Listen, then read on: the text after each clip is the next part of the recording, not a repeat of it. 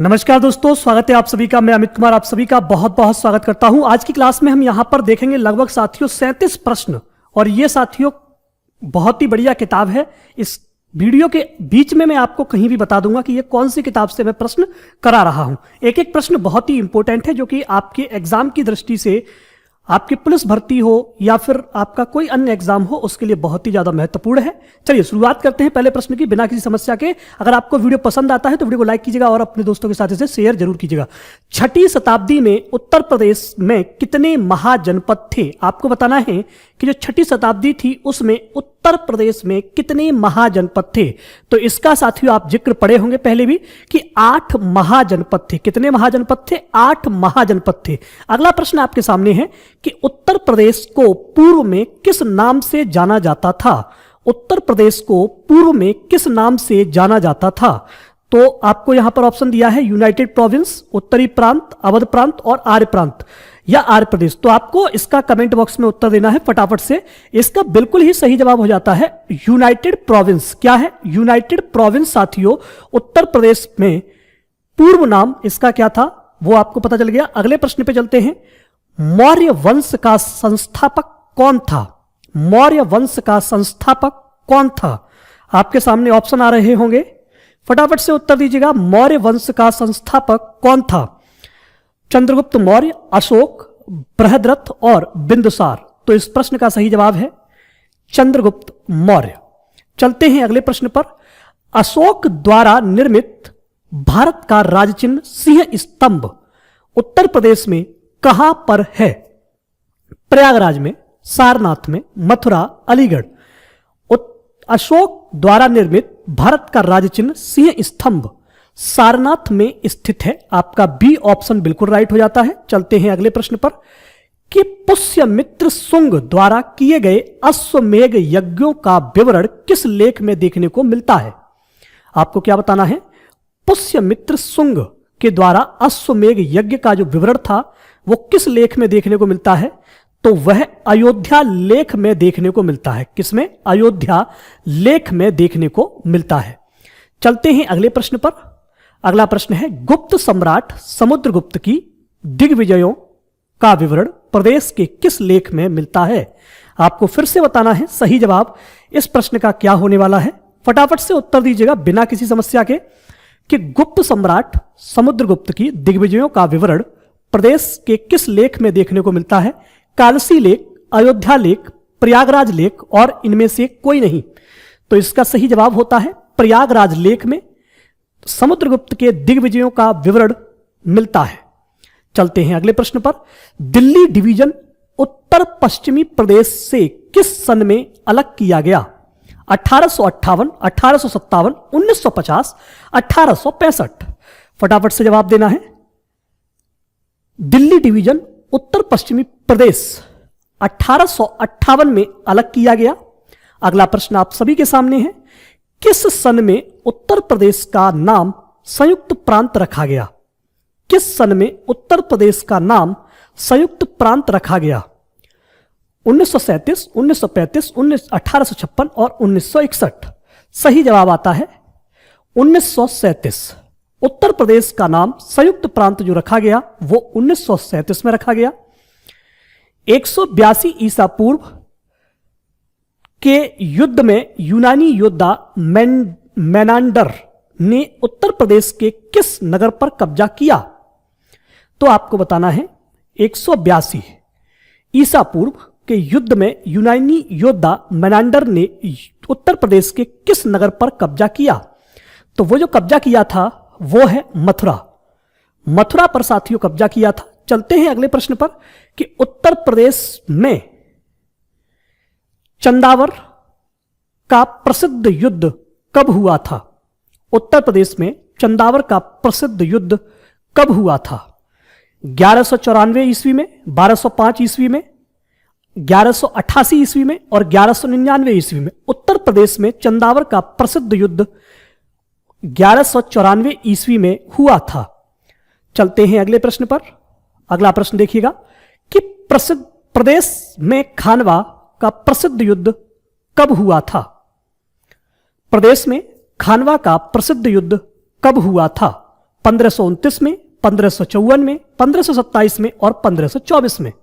बताना है आपको इस प्रश्न का सही जवाब क्या होने वाला है, बताइए कमेंट बॉक्स में। सही जवाब है 1527 में खानवा का प्रसिद्ध युद्ध हुआ था। प्रदेश में खानवा का प्रसिद्ध युद्ध किसके बीच लड़ा गया, आपको बताना है। जो प्रदेश में खानवा का प्रसिद्ध युद्ध था, यह किन किन के बीच में लड़ा गया?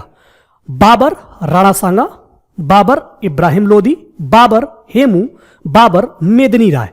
तो यहां पर जो यह युद्ध लड़ा गया था वो बाबर और राणा सांगा के बीच लड़ा गया था। चलते हैं अगले प्रश्न की ओर। अगला प्रश्न देखिएगा, मैं देखिए आपको बीच में से करा रहा हूं जिससे कि आपको चीजें समझ में आए, ठीक है, बढ़िया चीजें आपको समझ में आए, आपको पता चले। अगला प्रश्न देखते हैं, उत्तर प्रदेश के किस शहर को सल्तनत काल में पूर्व का सिराज कहा जाता है? आगरा, दिल्ली, वाराणसी, जौनपुर। देखिए बीच में आप सोच रहे होंगे 12 के बाद में सीधा 24, जो बीच में 13 से लेकर 23 तक की संख्या है वो भी कराई जाएगी, परेशान ना हो। 37 प्रश्न आपको पूरे कराए जाएंगे, ठीक है। तो यहां पर आपके सामने है, उत्तर प्रदेश के किस शहर को सल्तनत काल में पूर्व का सिराज कहा जाता है? प्रश्न नंबर 24, फटाफट से उत्तर है साथियों जौनपुर। जौनपुर को पूर्व का सिराज कहते हैं। सारनाथ का प्राचीनतम नाम क्या है? ईसापतन, सारनाथ, मृगाधाव और ए और बी। सारनाथ का प्राचीन नाम क्या है? तो सारनाथ का जो प्राचीन नाम है वो ईसापतन भी है और मृगदाव भी है, यानी कि ए और बी दोनों ही ऑप्शन यहां पर सही है। चलते हैं अगले प्रश्न पर। भारत के किस प्रदेश को बौद्ध धर्म का पालना कहा जाता है? भारत के किस प्रदेश को बौद्ध धर्म का पालना कहा जाता है? आपके सामने 4 ऑप्शन हैं। ऑप्शन यहां पर ध्यान देंगे, उत्तर प्रदेश है, मध्य प्रदेश है, छत्तीसगढ़ है और बिहार है। बताइए फटाफट से। भारत के उत्तर प्रदेश को बौद्ध धर्म का पालना कहते हैं। सूरसेन महाजनपद की राजधानी थी। कामपिल्य, अहिछत्र, कौशांबी और मथुरा। सूरसेन महाजनपद की राजधानी क्या थी? तो ये जो राजधानी है वो है मथुरा।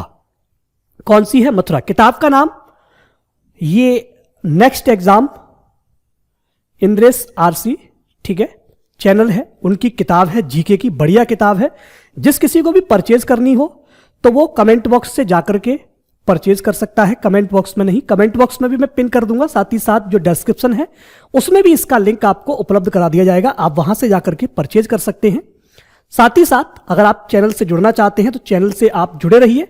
यहां पर भी आपको इस किताब के अंदर जो भी क्वेश्चन दिए हुए हैं वो सारे प्रश्न मेरे द्वारा कराए जाएंगे, ठीक है। तो आपको अगर थ्योरी भी पढ़नी है थोड़ा सा तो आप वहां से भी किताब से पढ़ सकते हैं।